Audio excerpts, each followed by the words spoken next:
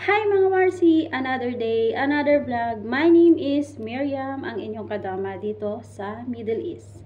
So guys, ang pag-uusapan natin ngayon is paano nga ba natin masasabing mabait ang napuntahan nating employer. Number 1, hindi ka sinisita sa lahat ng mga ginagawa mo or hindi sila maselan. Although may pagkaselan or although dapat ginagawa mo din yung work mo kahit na hindi sila maselan. Wala silang comment sa lahat ng mga work mo. I mean, alam nilang i-appreciate yung work mo at hindi sila nagbibigay ng kahit anong problema like eto madumi, like this, hindi tama, hindi sila ganun. So, sign yun na mabait ang employer mo.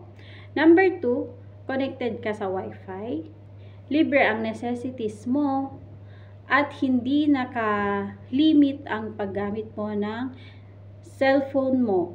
Unless na lang habang you are working, dapat naman talaga na hindi natin ginagamit ang cellphone natin guys. Kasi nga, as respect din sa mga employer natin and for our duties para wala ding problema. Kasi minsan, yan yung mga nagiging problema ng mga employer natin. Minsan, yung iba is yung sobrang paggamit ng cellphone at hindi natin nagagampanan yung trabaho na dapat na gagampanan natin. Pangatlo is libre yung necessities mo. So, bihira lang talaga dito sa Middle East ang libre lahat ng ating necessities like shampoo, toothpaste, and so on. Bihira lang talaga guys dito sa Middle East. So, talagang pinalad ka na kung okay yung ganun, kung binibigay lahat ng mga necessities mo. Pero masasabi kong mabait ang isang employer kahit hindi nagbibigay ng libreng necessities. Kapag hindi nakalimit yung galaw mo at saka may tamang rest ka, enough na yun para masabi mong okay yung lugar na pinuntahan mo, hindi ka kayod kalabaw. Kasi dito sa Middle East guys, walang katapusan ang trabaho. Yes, nakakapag-cellphone ka. Yes, nakakaupo ka. Yes, sometimes nakakapag-relax. Pero guys, aminin man natin o hindi, dito sa Middle East, may mga bahay talaga na hindi talaga siya okay, di ba?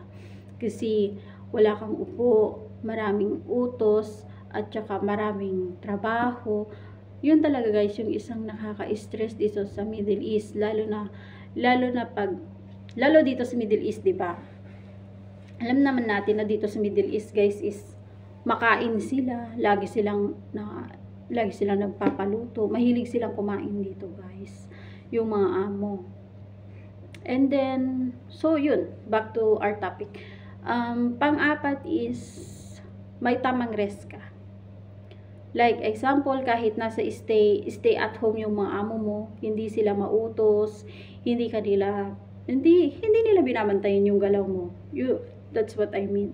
So, parang you're free kung ano yung ginagawa mo, andyan man sila or wala, is free ka sa lahat ng mga ginagawa mo.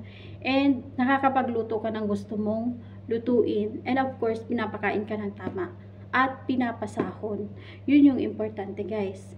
At panglima naman for me guys is yung kapag nag-uutos sila, laging may please, lagi mong naririnig yung thank you, tapos na-appreciate ka nila.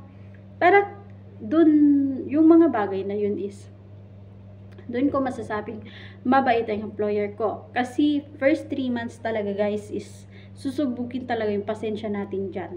Kapag nalagpasan mo ang 3 months rules sa Middle East, para sa mga first timer, pag nalagpasan mo yan guys, promise, I swear, makakasurvive ka sa bahay na yan, and makukuha mo yung loob ng magiging amo mo pag nakasurvive ka sa lahat ng mga pinapagawa nila. Pero syempre dapat alamin